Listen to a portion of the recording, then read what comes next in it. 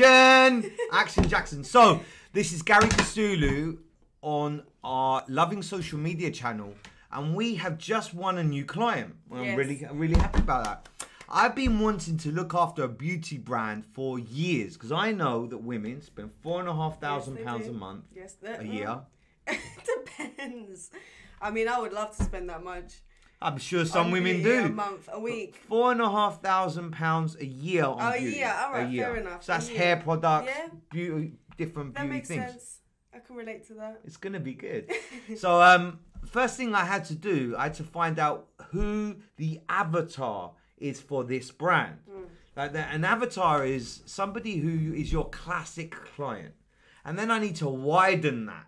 I need to not just look at the avatar. It's good to have 4 or 5 different avatars. And the avatar that struck out for El Louise was just you. 20, 21, 22, young, wanting, really caring about beauty. So you're my first recruit. I am. Hi. And do you want to tell us about yourself? Yes. I'm a makeup artist. I've been a makeup enthusiast since I was a child. I just used to put everything on my face. This wasn't the career that I had, you know, that I was going towards. I was doing something completely different. And then I thought at the end of last year, I thought, what am I going to do? I need to get my stuff together. I need to get going in the makeup industry, if that's what I really want to do. And I did it. I went to makeup school, I graduated, and now I'm living my best life. Oh yeah, we want to be lifestyle entrepreneurs, you and I. So this is going out to an audience that cares about social media and digital marketing. So I plan to do one of these shows once a week to let you know how we are doing. And I will share with you as much as I'm allowed to share by the owners. Now, the first thing I've thought, let me find the avatars. Now, what we don't have is the drag queen community, who are very influential in fashion. Why is that? Because they're just, free spirited, and they're just fun and creative and not shy to put themselves out there. So I think it would be fantastic to get working in that area of makeup. So Sissy Lee from Sicily is my drag queen of choice. She's my favourite queen. And we're going to make her up on Wednesday. Yes, we are. We're gonna have loads of content. We're going to be talking about different things. It's really exciting. Very. So I'm going to get to learn about makeup too. Some of these brushes are very unusual. Do you want to show us some of the brushes? Yes. So here we have the Kabuki bullet and slant brush. Damn it, Kabuki. Kabuki. Okay. Okay, so here. Apparently, there's a certain way. For me, when I showed this to my mother-in-law, she was like, "Oh my god, I need that on my dressing table." Yeah, no, they are beautiful brushes. They're very elegantly designed, So it's just nice. It fits into your hand really nicely, so it's easily controllable on the face. This is the Kabuki. No, this is the slanted brush. This is the Kabuki I'm taking. Oh, hold on a minute. So that's the name of this style of brush. Yes. I don't know shit. Well, I'm still learning, right? Okay. Yeah, so these, they feel amazing. They're really, really soft. And I can imagine them still being quite soft after you wash them. It's very important to wash our brushes after each use. Cream products collect bacteria, powder products don't. So that's why it's important to clean up brushes, especially when they're as beautiful as this, to keep them intact. So the first thing that comes to my mind is that we need testimonials. Us saying that this is good is one thing. So I'm going to need client testimonials of saying that I'm using the brushes, I love them. Yes. Any ideas out there? I love best practice. If you're watching this and thinking, I know a way of getting these brushes, loads of testimonials, I'd love to hear. If there's an avatar I haven't missed out. So we've got young girls. Yes. We've got the Queen department. We are looking for women around 30, 40. How do we target them? Like, I'd love to know best practice. If you're watching this, how do we do that? Because I'm quite willing to take advice. Next we have a big teardrop brush. And this is just amazing. is huge. It's huge. Like, I could cover my whole face with that in 3 circles and it's done. So time saving. Yeah, time saving. It fits in your hand really, really lovely. And it's, you know, you can control those hard to get areas on the face. You can really get in there. How does this compare to something that's like from the pound shop or? Well, the pound shop is rubbish. No, I don't know. Like, this feels, it feels so good. But when you're holding it, you feel fabulous, lush. I guess. You feel lush. You feel... Yeah, it feels expensive. You know, I mean, I guess that just comes with everything when it comes to a brush. Looking at the presentation, looking at how it's been made, looking at the hair fibers in there. They look like they're really secure in there. They don't look like, you know, you're gonna get any hairs sort of coming out every time you use it, or you don't want a brush that, you know, you buy and it's really lovely, it looks great, and then you're putting it on your face and then you've got all the excess hairs coming out of the brush and they're on your face. You don't want that. So this is the thing, the client chose me over a woman because I'm looking at it a different way. I'm learning this whole industry off by heart, but I cannot do that without an expert. And you're a makeup artist. Yes. How the hell can I learn all about this? And I think when you're picking your marketeer of choice, make sure that they're passionate about. Yes. I'm passionate about beauty. I love looking at beautiful things, beautiful women, beautiful men. I don't know. I like it. I like the idea of the industry being quite lazy.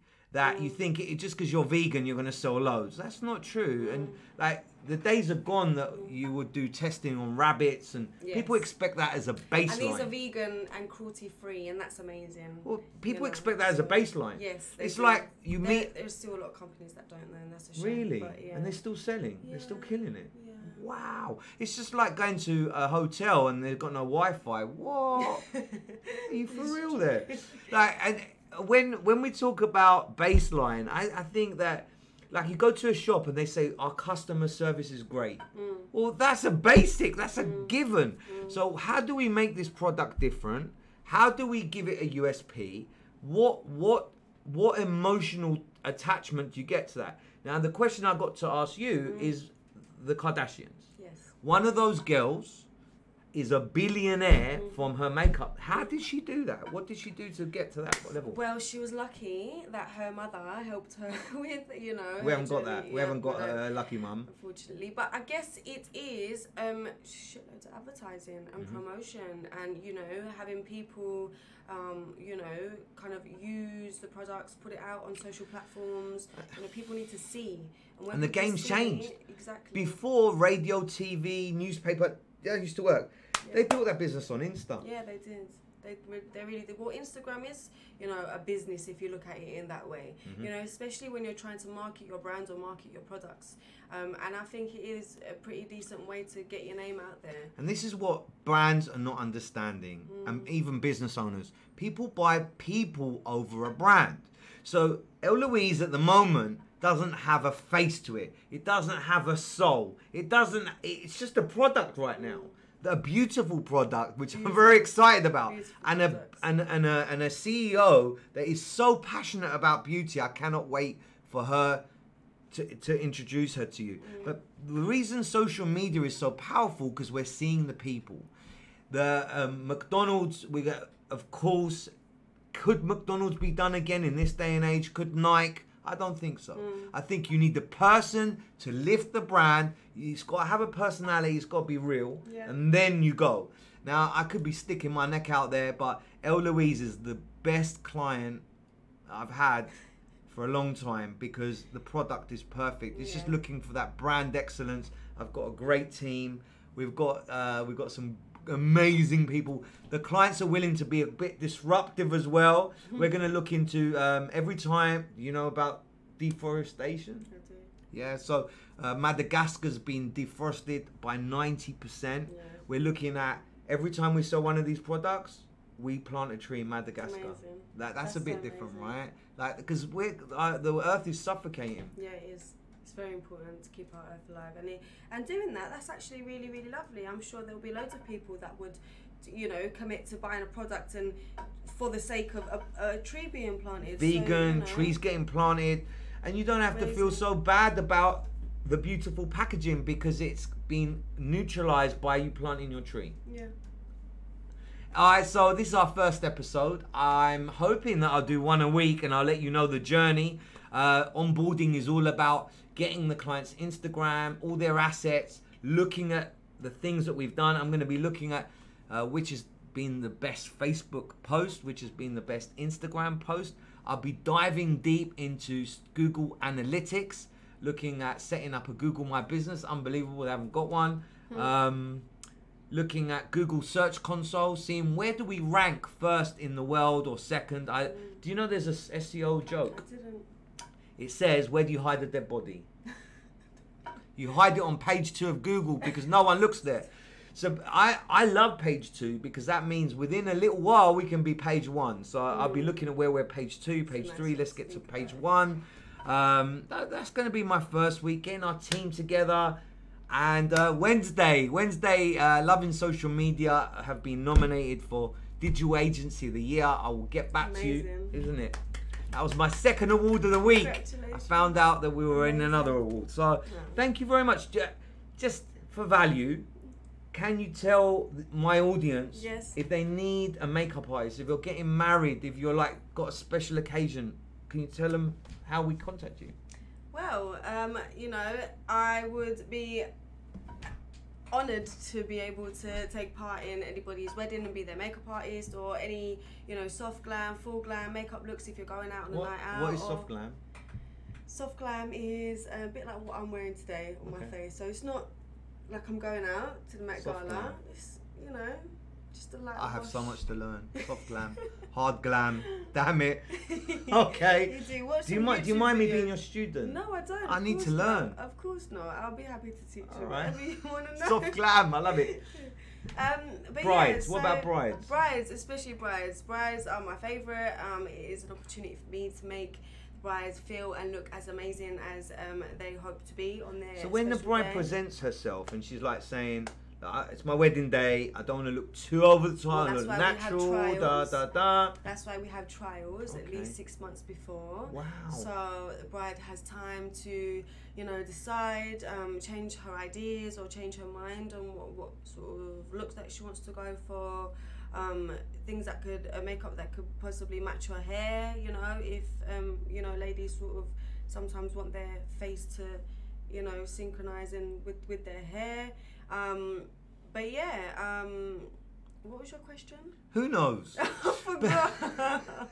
About a bride, how she wants her makeup. Yeah. This is so cool because, as some of you know, I was in fashion myself. Yeah. My grandfather, my dede, was a tailor. Yeah. This fashion, beauty, it's embedded in you. I just love it. It's embedded. I'm as into it as a straight guy could be.